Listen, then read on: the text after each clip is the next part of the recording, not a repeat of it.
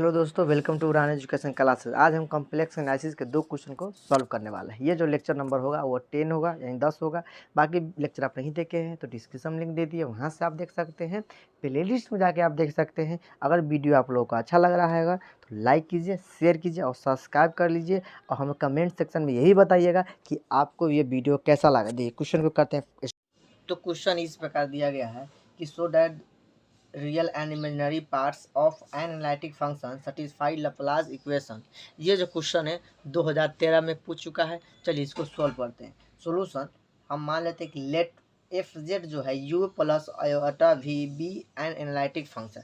जब analytic function का हुआ जब कोची रीमान इक्वेशन को सेटिस्फाइड करेगा। ठीक है, तो लिख दिए therefore by Cauchy Riemann equation u x equal होता है वी वाई के एंड यू वाई इक्वल होता है माइनस वी एक्स के। ठीक है, तो हम पहले रियल पार्ट वाले को ले रहे हैं, यानी क्या किए रियल पार्ट वाले को लिए, यानी u x equal to v y वाले के लिए। ठीक है, चलिए ये वाले को लिए हैं। तो आप इसको ऐसे भी लिख सकते हैं del u by del x equal हो जाएगा v del v by del y. इसको डिफ्रेंशिएट कर देंगे एक्स के रिस्पेक्ट में, तो हो जाएगा इसको डेल डेल से square u by del x square equal del square v by del x del Y.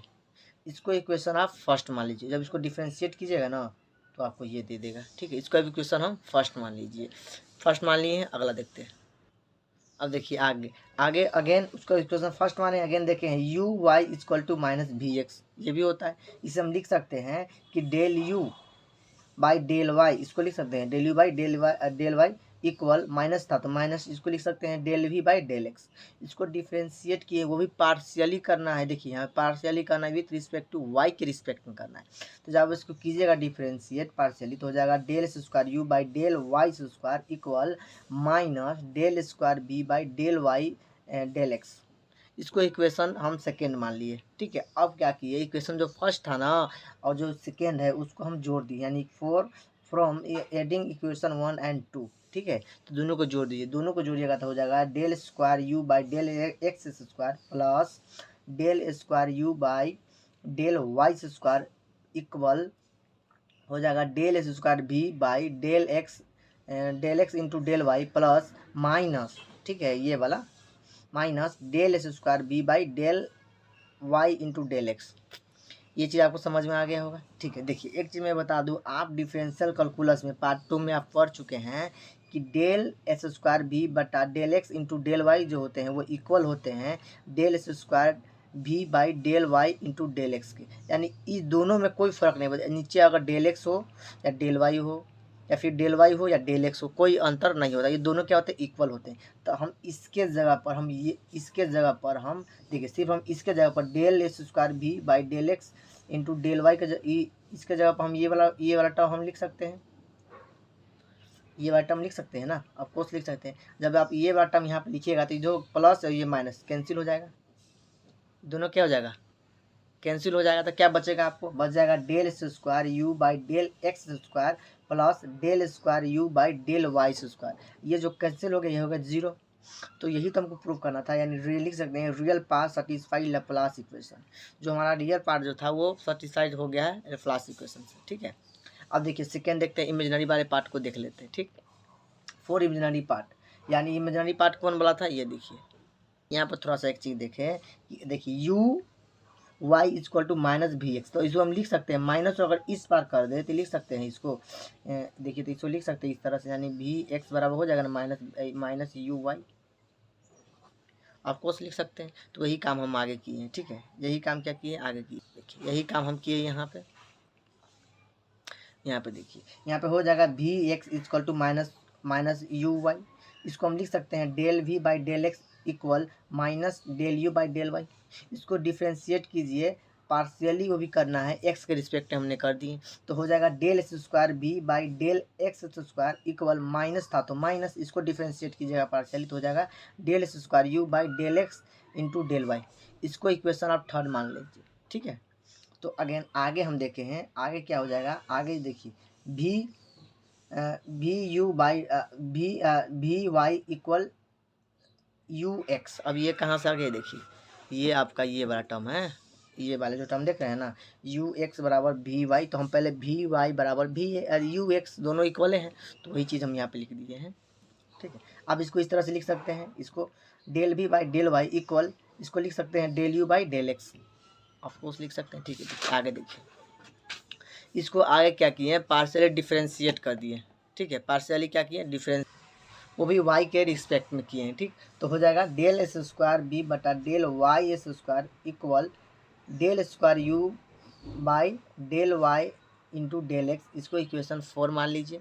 अब हम क्या किए, फ्रॉम एडिशन इक्वेशन 3 और इक्वेशन 4 दोनों को जोड़ दिए, दोनों को जोड़िएगा तो हो जाएगा आपको डेल एस स्क्वायर बी बटा del x s square plus del s square B बटा del y s square equal, और वहाँ पे क्या था, इक्वेशन 3 में हो जाए, इक्वेशन 3 जो माने तो वहाँ पर ये हो जाएगा माइनस का चिन्ह, तो minus del s square u बटा डेल एक्स डेल वाई, और यहाँ ये वाला लिखा जाएगा plus del s square u बटा del y into del x.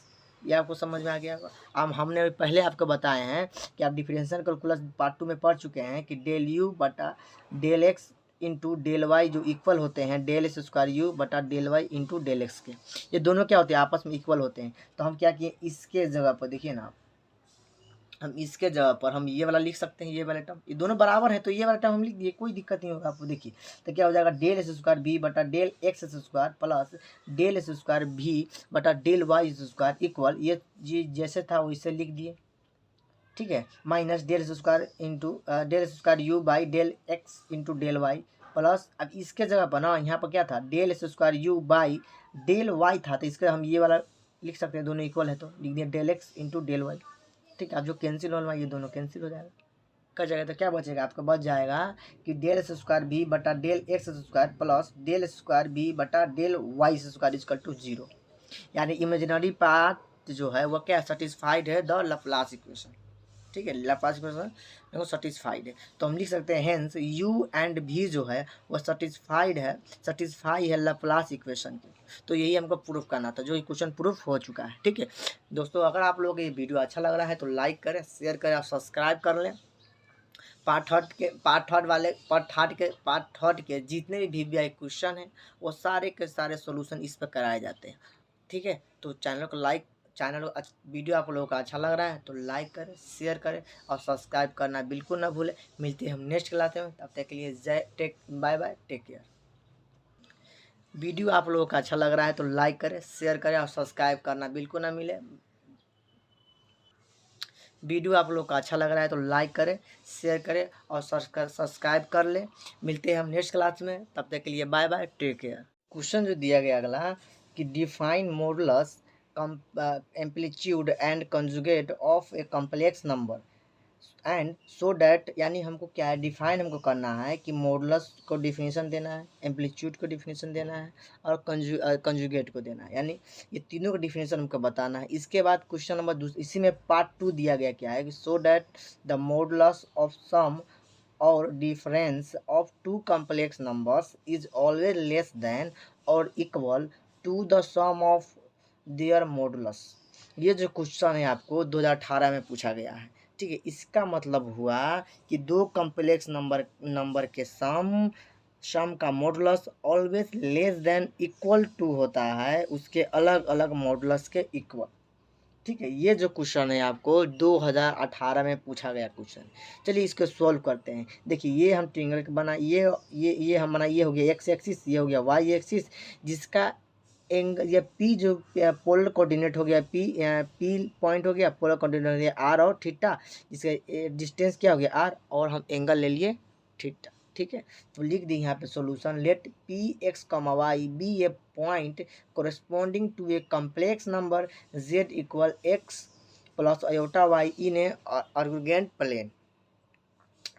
Also let polar coordinate of the point p है, b जो पॉइंट दिया गया r और थीटा है।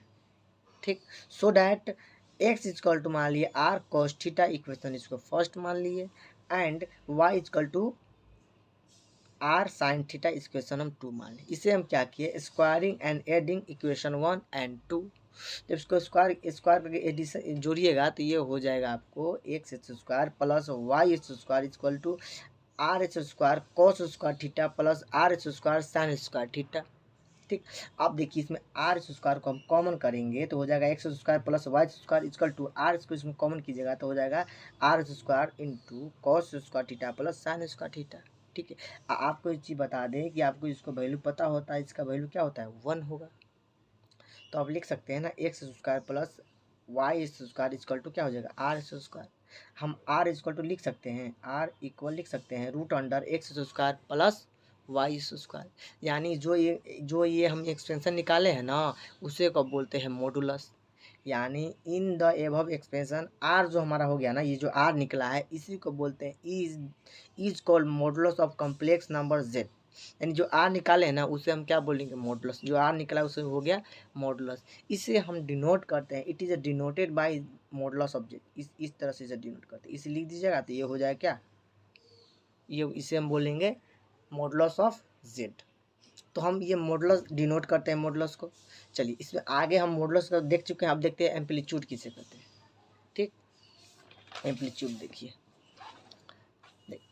ऑन डिवाइडिंग इक्वेशन 1 एंड 2, यानी इक्वेशन 1 2 एंड 1 होगा। ठीक है, 2 एंड 1, यानी दूसरा को पहले एक बार डिवाइड 1 से करना है। ठीक, यानी आर साइन थीटा बटा आर कॉस थीटा इक्वल हो जाएगा वाई बटा वाई बटा एक्स। ठीक है, यहाँ तक देखिए ना इक्वेशन 2 ये दिया गया था ना, ऊपर हो गया 1 से भाग दे दिए, ये वाला लिख दिए, कोई दिक्कत नहीं है।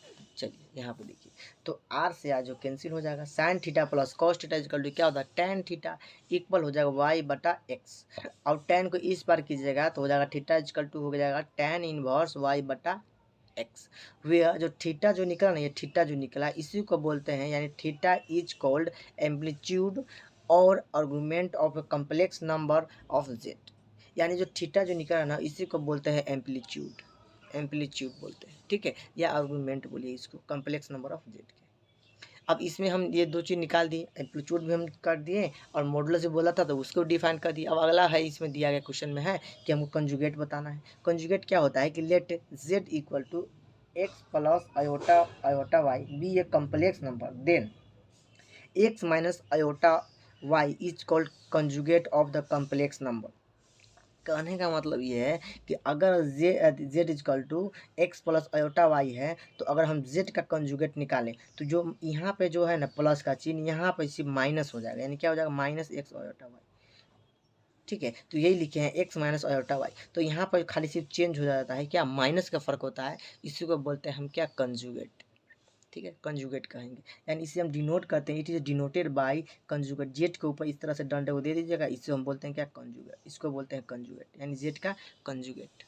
ठीक है, अब एक चीज़ इसमें क्वेश्चन में और दिया गया था, ये पार्ट 1 हम प्रूफ किए हैं। ठीक है, पार्ट 2 जो इसमें दिया गया है वो आपको दिया गया है कि so that the modulus of sum of difference two complex numbers is always less than और equal to the sum of their modulus.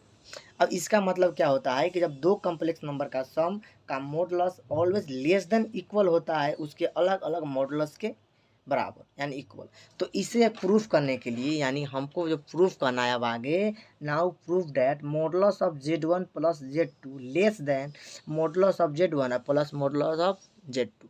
तो हमें इसे हमको प्रूफ करना है। ठीक, तो आगे देखिए इसे हम प्रूफ करते हैं। तो है क्या किए हम कि modulus of z1 plus z2 का होल स्क्वायर कर दिए।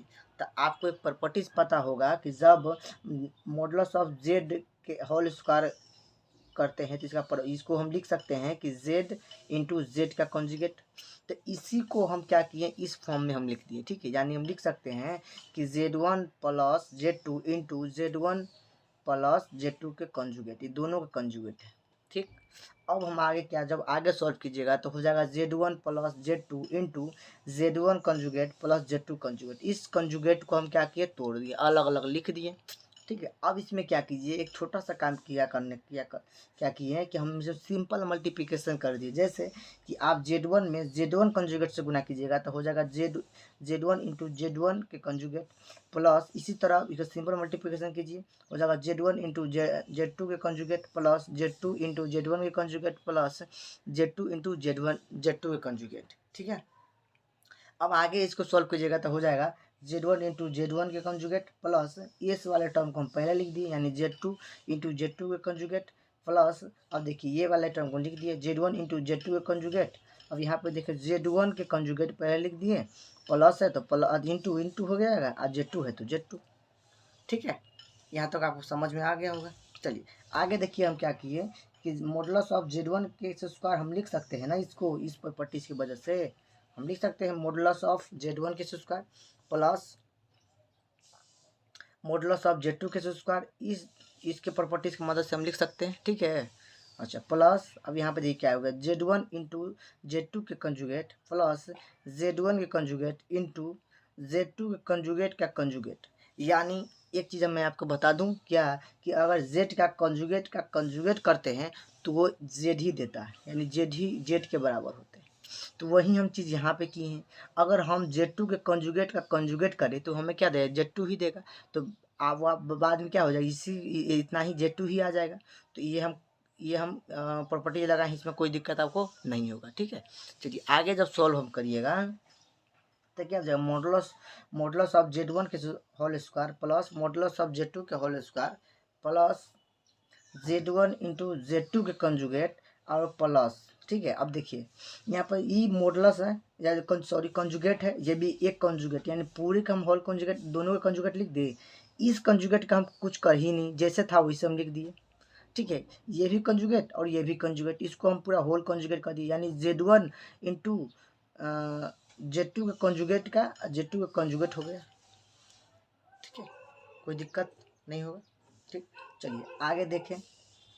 आगे मैं आपको एक चीज़ बता दूं क्या, देखिए मॉडुलस ऑफ Z1 के whole square plus modulus of Z2 का होल स्क्वायर प्लस, अब देखिए इसको आप थोड़ा सा प्रॉपर्टी में देख ले। देखिए अगर आप इसको देखिएगा ना, देखिए इस कंजुगेट को आप हटा दीजिए, मान लीजिए हट गया। ठीक है, तो ये दोनों आपको क्या है, सेम है। देखिए Z1 इंटू Z2 के conjugate plus Z1 into Z2 के कंजुगेट, इस कंजुगेट का आप हटा दीजिए तो ये दोनों क्या है, आपको सेम है।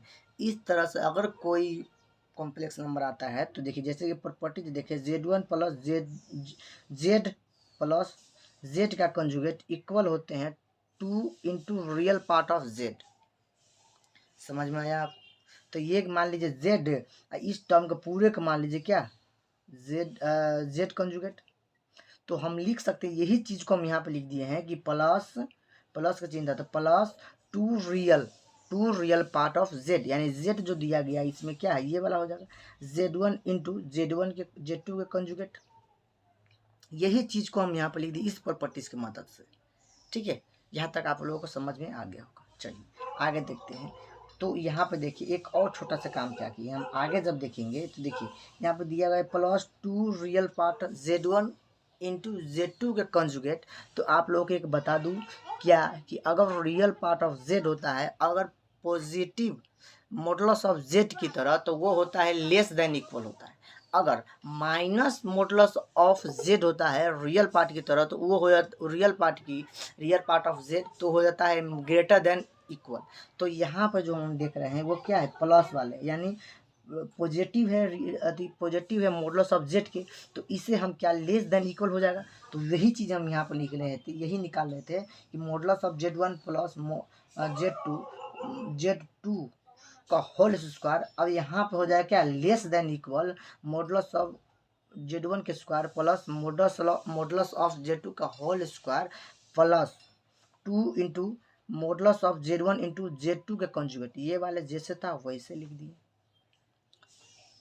आप लोगों को समझ में आ गया होगा। चलिए आगे इसमें छोटा सा और काम किए हैं, देखिए यहाँ पे अब हो जाएगा modulus of Z1 plus Z2 का whole square less than equal modulus of Z1 का whole square plus modulus of Z2 का होल स्क्वायर प्लस, अब इसको हम अलग अलग लिख सकते हैं, ये तो आपको पता ही होगा, इसको हम अलग अलग हम लिख सकते हैं, कोई दिक्कत नहीं है। तो इसे लिख दिए plus 2 modulus of Z1 into modulus of Z2 conjugate. ठीक है, यहाँ तक आप लोगों को समझ में आ गया हो। एक चीज़ मैं और बता दूँ क्या, कि अगर मॉडुलस ऑफ Z1 कंजुगेट जो होता है वो इक्वल होते हैं मॉडुलस ऑफ Z के, यानी अगर आपके पास मोड में अगर Z1 Z2 का अगर कंजुगेट दे दे तो क्या लिखिए, क्या हो जाएगा यहाँ पर मॉडुलस ऑफ Z2। यहाँ पे हो जाएगा ना। तो इसी चीज़ को हम फार्मूला को यहाँ पे यूज किए हैं, तो इसमें आप पुट करिएगा तो क्या हो जाएगा, modulus of Z1 plus modulus of Z2 का whole square less than equal modulus of Z1 के square plus modulus of Z2 का whole square plus 2 modulus of Z1 into modulus of Z2। देखिए इसके प्रॉपर्टीज के मदद से हम Z2 लिख सकते हैं, कोई दिक्कत नहीं होगा यहाँ तक आपको। चलिए आप फ्रेंड स्टूडेंट, आप अगर इसको गौर से देखिएगा ना तो ये आपका हो गया है a प्लस बी का होल स्क्वायर के फॉर्मूला। तो इसको हम लिख सकते हैं modulus of Z1 plus Z2 का whole square less than equal modulus of Z1 plus modulus of Z2 के होल स्क्वायर के फॉर्मूला मेरे दोस्त। तो ये हो गया है, ठीक है। तो यहाँ पे इसको हम इतना लिख सकते हैं, कोई दिक्कत नहीं। अब देखिए आगे इसमें क्या किए, हम स्क्वायरिंग ऑन बोथ साइड, दोनों तरफ हम स्क्वायर कर दिए। जब आप स्क्वायर कीजिएगा तो जब आप स्क्वायर कीजिएगा तो ये जो स्क्वायर दिएगा ये कैसे क्या हो जाएगा, कैंसिल हो जाएगा, ये भी कैंसिल हो जाएगा। यानी हम लिख सकते हैं, कर दिए तो क्या बचा, बस लिख सकते हैं कि root modulus of Z1 plus Z2 less than equal modulus of Z1 plus modulus of Z2।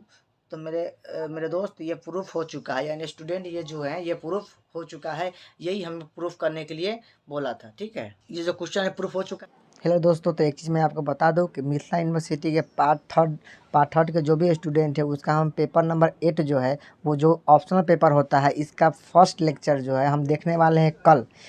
प्रत्येक सैटरडे एंड संडे का इसका वीडियो अपलोड होंगे। कौन सा वीडियो, तो स्फेरिकल ट्रिग्नोमेट्री एंड एस्ट्रोनॉमी का जितने भी गेसेस क्वेश्चन है, क्वेश्चन बैंक है, सारे चीज़ का सोल्यूशन हम इस चैनल पर करने वाले हैं, ठीक है। वो भी इसका वीडियो कल से आपको अपलोड होने लगेंगे। तो अगर आज वीडियो अच्छा लग रहा है तो लाइक करें, शेयर करें, सब्सक्राइब, चैनल को सब्सक्राइब कर ले। मिलते हैं नेक्स्ट क्लास में, बाय बाय, टेक केयर।